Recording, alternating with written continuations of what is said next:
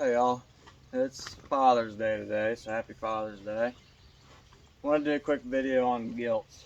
I was on YouTube last night looking at farrowing videos and how other homesteaders are doing it, and seen a guy that was having issues. He had a boar, was raising a boar since he was like a month old, 2 months old or whatever. And the boar got, to maturity, 10 months to a year. And he assumed that the gilts are bred. Just because you buy a boar doesn't mean he's going to be able to get it in the sow. That sounds bad, but you can buy any boar. That doesn't mean you can just throw them in the pen and not watch them and assume that those sows are going to get bred. You got to know that boar can get it done. I mean, you got to sit there and watch and make sure. It sounds bad, but you literally got to make sure it goes in to the sow, to the gilt, to know she's been bred. Because some boars will get up there and they just can't do it. They can't figure it out, or they're not tall enough. But I mean, I know some people are going to disagree with me, but I'm telling you right now, if I will watch them sows and make sure them gilts that they are bred. I won't just throw the boar in there and turn my head and walk away. I'm going to make sure that everything's getting done right. That way, in 3 months, 3 weeks, and 3 days, I'm not sitting there scratching my head like, well, maybe I should have paid attention to that.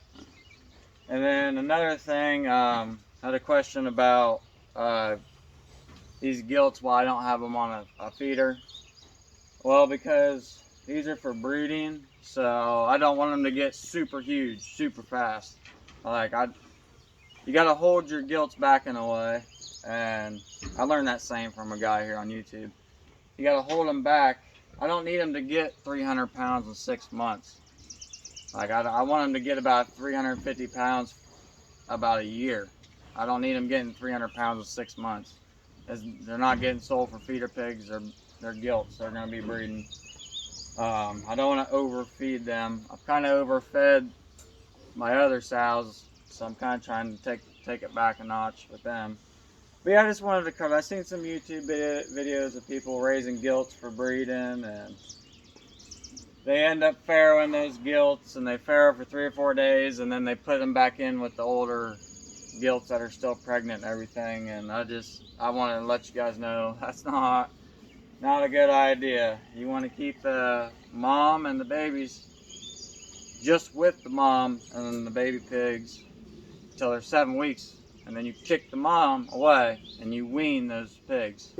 You start weaning them 7, 8 weeks, they're good right then. I prefer at 8 weeks. Sometimes I get in a hurry, and if I get some right feed, I can wean them at 6, 7 weeks.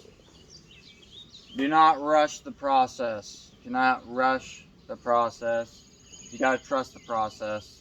If you rush the process, things are going to get screwed up, messed up.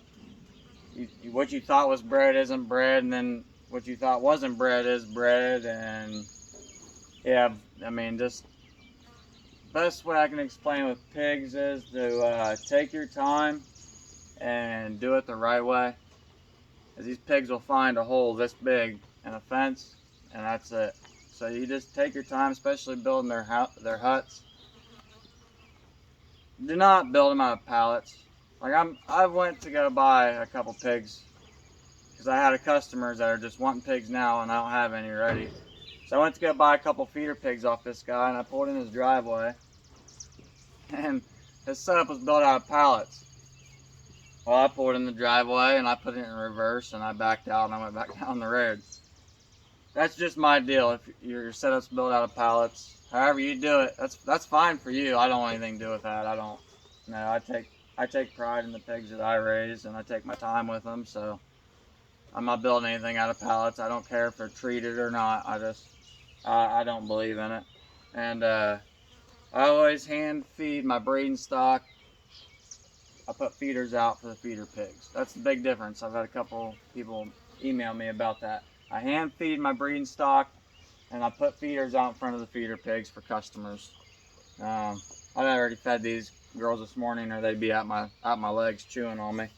But I figured I'd just let you guys know. If I see this videos all the time, if you farrow, keep that sow and her baby pigs with each other. Don't let them in with other pigs. It's gonna be a disaster, man. I'm telling you. And there's nothing like feeding pigs $8 bushel corn and then something like that happening, and then you're out for that sow because all those piglets didn't make it. Yeah, I hope you guys enjoy this video.